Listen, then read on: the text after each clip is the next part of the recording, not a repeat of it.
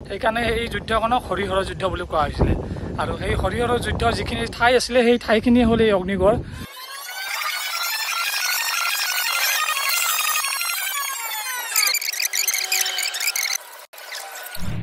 তেজপুৰত আহি যদি মহাভৈৰৱ মন্দিৰত নাহে তেতিয়া তেজপুৰৰ যাত্ৰা সম্পূৰ্ণ আধৰুৱা হৈ থাকে এইটোৱে মোৰ বিশ্বাস আৰু আজি আমি তেজপুৰত আহিছিলোঁ আৰু এতিয়া মহাভৈৰৱ মন্দিৰলৈ আহিছিলোঁ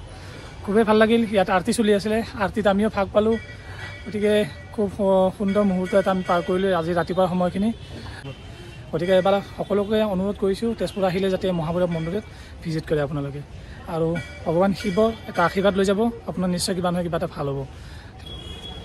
কেনে লাগিল মহাভৈৰৱত আহি বহুত ভাল লাগিল মহাভৈৰৱ মন্দিৰত আহি প্ৰথমবাৰ জীৱনত আহিছোঁ এতিয়া আৰু আমাৰ আকস্মিকভাৱে এই মন্দিৰটোত সোমোৱা হৈছে আজি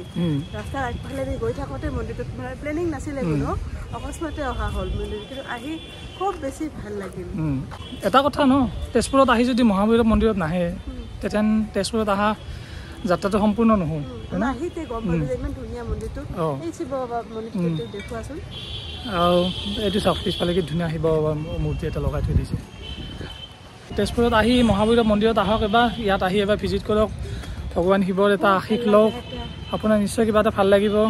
আৰু আমাৰ কিবা ভাগ্য আছিল নাজানো আজি ধুনীয়াকৈ আৰতি আহি পালোঁ সেইটো চবচে ভাল লাগিছিল ন আমি আহি আৰতি পাইছোঁ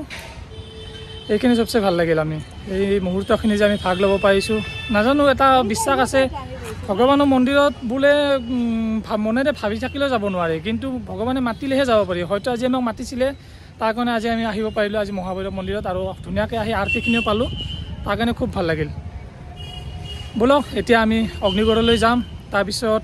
অগ্নিগড়ৰ পিছত আমি চিত্ৰলেখা উদ্যান যাম মানে যিখন এতিয়া কল পাৰ্ক বুলি কয় সেইখনত তালৈকে যাম তাৰ পৰা আমি তিনিচুকীয়া যাম গতিকে থেংক ইউ যাত্ৰাত আমাৰ লগত লাগি থাকিব থেংক ইউ জয় হিন্দ এয়া হ'ল অগ্নিগড়ৰ চবচে হায়েষ্ট পইণ্ট অগ্নিগড়ৰ চবচে হায়েষ্ট পইণ্টত এতিয়া আমি আছোঁ আৰু অগ্নিগড়ৰ বিশেষত্ব আপোনালোকে নিশ্চয় জানে ইয়াত ঊষা অনিৰুদ্ধৰ বিয়া হৈছিলে তাৰপিছত অনিৰুদ্ধক ইয়াতে বন্দী কৰি থোৱা হৈছিলে তাৰপিছত বান ৰজা তেওঁ শিৱভক্ত আছিলে শিৱভক্ত বান ৰজাই অনিৰুদ্ধক বান্ধি থোৱাৰ কাৰণে শ্ৰীকৃষ্ণই ইয়াত যুদ্ধ কৰিব আহিছিলে শ্ৰীকৃষ্ণ অহাৰ পিছত বান ৰজাৰ পক্ষৰ ফালৰ পৰা মহাদেৱ আহিছিলে সেইকাৰণে এই যুদ্ধখনক হৰিহৰৰ যুদ্ধ বুলি কোৱা হৈছিলে আৰু সেই হৰিহৰৰ যুদ্ধৰ যিখিনি ঠাই আছিলে সেই ঠাইখিনি হ'ল এই অগ্নিগড় আৰু মোৰ এই তলত ইয়াতে আছে এই যুদ্ধৰ ঠাইখিনি তাতে ধুনীয়াকৈ প্ৰতিমূৰ্তিকেইটা বনোৱা আছে আপোনালোকক মই এতিয়া তলত গৈ দেখাম বাৰু এই জেগাখিনি এই বিশেষত্ব ইয়াৰে এয়া হ'ল অগ্নিগড় আৰু অগ্নিগড়তে অনিৰুদ্ধক বন্দী কৰি থোৱা হৈছিলে তাৰপিছত সেই যুদ্ধখনকে হৰিহৰৰ যুদ্ধ বুলি আমি সকলোৱে জানো এয়া গোটেই তেজপুৰ দেখা পায় ইয়াৰ পৰা মোৰ পিছফালে দেখি আছে আপোনালোকে তেজপুৰ চিটিখন এইখন আৰু মোৰ এইফালে আছে পিছফালে এইটো ব্ৰহ্মপুত্ৰ নদীটো এইটো ব্ৰহ্মপুত্ৰ নদী আৰু এইফালে দূৰত আছে এইখন কলীয়া ভোমোৰা ব্ৰিজখন এই অকণমান আপোনালোকে হয়তো দেখি আছে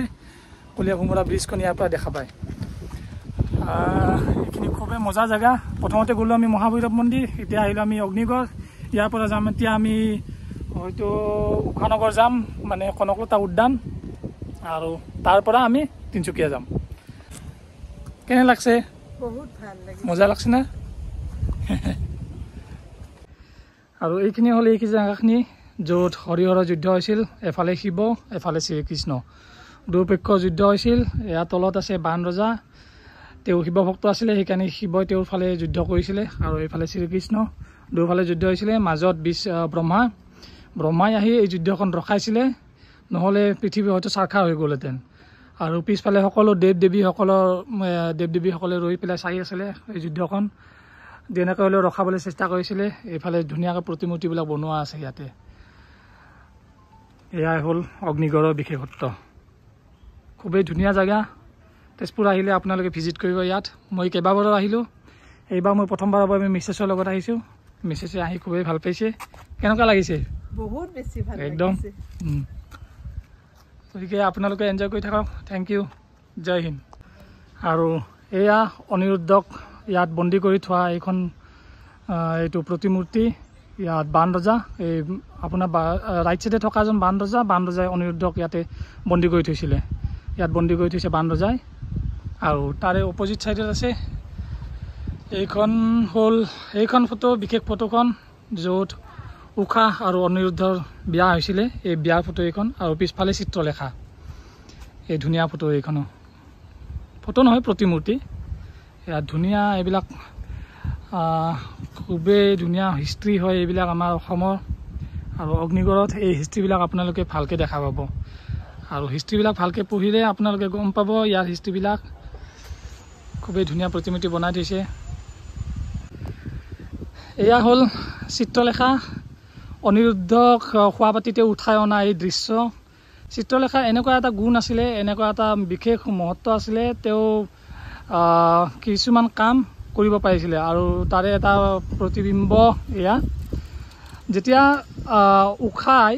অনিৰুদ্ধক সপোনত দেখিছিলে আৰু উষাই চিত্ৰলেখাক কৈছিলে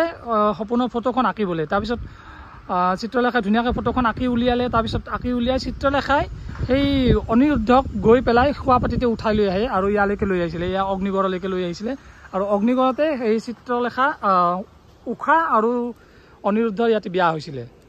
এইখন শোৱাপাতিতে উঠাই অনা ফটোখন এই শোৱাপাতিতে উঠাই অনাৰ পিছত বিয়া হ'ল বিয়াৰ পিছত ইয়াতে বন্দী কৰি থৈছিলে তাৰপিছত বন্দী হোৱাৰ পিছত সেই তাতে যে দেখা পালে তাতে যুদ্ধখন হৈছিলে এই গোটেইখিনি ইয়াৰ বিশেষত্ব আৰু অগ্নিগড়ত থকা সবচে ডাঙৰ প্ৰতিমূৰ্তি শিৱ বাবাৰ আৰু শিৱ বাবাৰ ছাইডতে আছে এয়া বানৰজাই শিৱক পূজা কৰি থকা এইটো প্ৰতিমূৰ্তি ইয়াত ধুনীয়াকৈ সজাই থোৱা হৈছে অগ্নিগড়ত আহিলে প্ৰথমতে এই গেটখন পাব এই তলেদি এই গেটখন এই ৰাস্তাটোদি আহি এইখিনি পাব এইখিনিত আপোনালোকে বাহিৰৰ পৰাই দেখা পাব এয়া শিৱৰ প্ৰতিমূৰ্তিটো আৰু এয়াই অগ্নিগড়ৰ গোটেইখিনি হিষ্ট্ৰী মই আপোনালোকক গোটেইখিনি কৈ দিলোঁ ধুনীয়াকৈ দেখাই দিলোঁ গোটেই অগ্নিগড়খন আপোনালোকে কেনে পালে এবাৰ জনালে ভাল লাগিব থেংক ইউ